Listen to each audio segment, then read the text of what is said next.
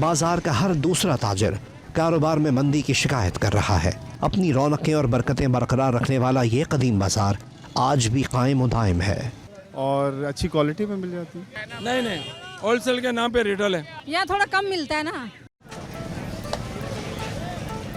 बाजार में दस्तयाब अशिया की फहरिस्त बयान करना किसी एक टीवी प्रोग्राम तो क्या, घंटों पर मुश्तमिल किसी प्रेस कॉन्फ्रेंस में भी मुमकिन नहीं।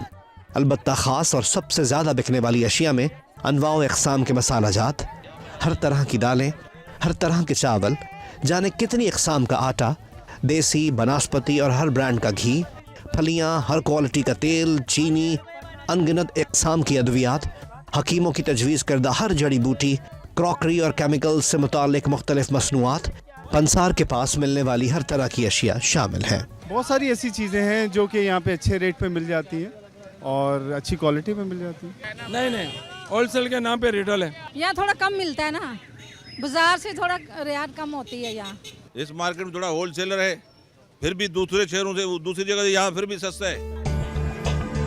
अगर खरीदारी के दौरान कभी पैसे कम भी पड़ जाएं, तो दुकानदार यहाँ मौजूद बहुत सी बैंक ब्रांचेस तक खरीदार की रहनुमाई कर देते हैं और यूं यहाँ का कारोबार बिला रोक टोक जारी रहता है। एक वसी होलसेल मार्केट होने के सबब इस बाजार की चहल पहल और रौनक कम ही मांद पड़ती है।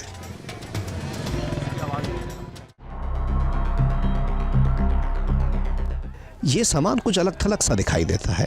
घड़ियां, चश्मे, परफ्यूम्स, साबुन और न जाने क्या क्या। ज़रूरियात ज़िंदगी की कोई ऐसी शय नहीं जो यहाँ दस्तयाब ना हो।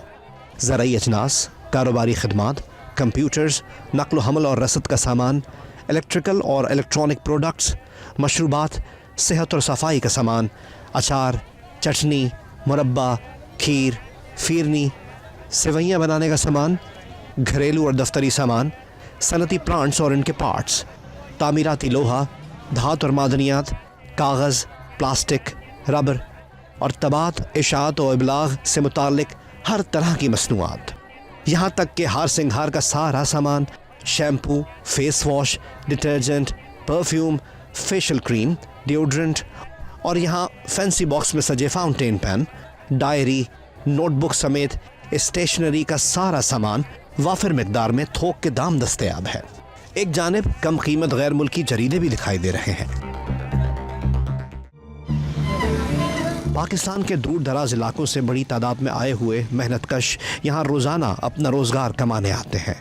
सर्दी हो या गर्मी, ग्राहकों और गाड़ियों के हुजूम के सबब सारा दिन हाथ गाड़ी चलाने वाला ये मजदूर न ठीक से खा पाता है, न आराम कर सकता है।